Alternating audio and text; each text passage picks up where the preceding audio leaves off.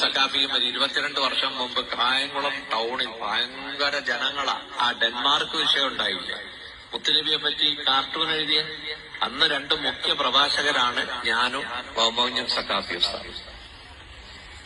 അള്ളാഹു തആല പടച്ചവൻ ബഹുമാനപ്പെട്ടവരുടെ സ്ഥാപനം ദറസ്, 100 കണക്കിന് കുട്ടികൾ പഠിക്കുന്ന ഖാദിസിയ അല്ലെ, അള്ളാഹു തആല ആ സ്ഥാപനം പടച്ചവൻ നിലനിർത്തട്ടെ.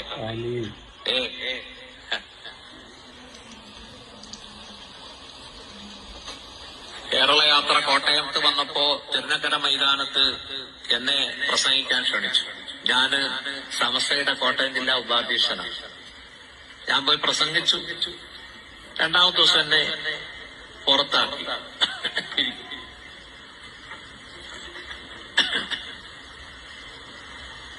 ഞാൻ അവിടെ ഇരുന്ന് ചിന്തിച്ചു, ഞാൻ ഉദ്ദേശിക്കുന്ന ആയത്തുകളും ഹദീസുകളും പറയാനുള്ള സമയമില്ല ഇവിടെ.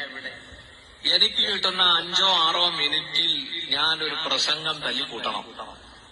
ഞാൻ അവിടെ ഇരുന്ന് 2ാമത്തെ നിരയിൽ ഇരുന്ന്, 1ാമത്തെ നിരയിൽ എ പി ഉസ്താദും ഖലീൽ തങ്ങളും പേരോട് ഉസ്താദും ജമലിൽ തങ്ങളും ഒക്കെ ഇരിക്കുന്നു. 2ാമത്തെ നിരയിൽ ഇരുന്ന് ഞാൻ ഒറ്റ ദുആ, റബ്ബി ഇശ്റഹ് ലി സദ്രി വയസ്സിർ ലി അംരി.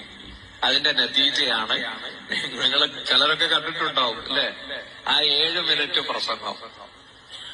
അൽഹംദുലില്ലാ, ഞങ്ങളുടെ കോട്ടയത്ത് ഒന്നുമില്ല കാര്യമായിട്ട്. താഴത്തങ്ങാടി പള്ളിയുണ്ട്, മരം കൊണ്ടുണ്ടാക്കിയ പള്ളി, ആദ്യത്തെ പള്ളി.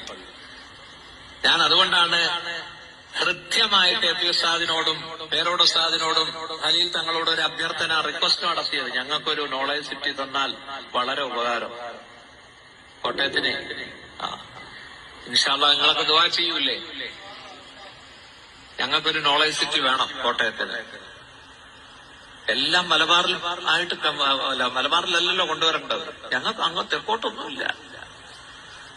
അപ്പൊ ചിലര് വിമർശിക്കുന്നുണ്ട്, നമ്മുടെ കോട്ടയം ജില്ലയുടെ ഇസ്സത്ത് പോയില്ലേ, ഷമ്മാസ് ഉസ്താദ് അങ്ങനെ പറഞ്ഞ എന്തിനാ?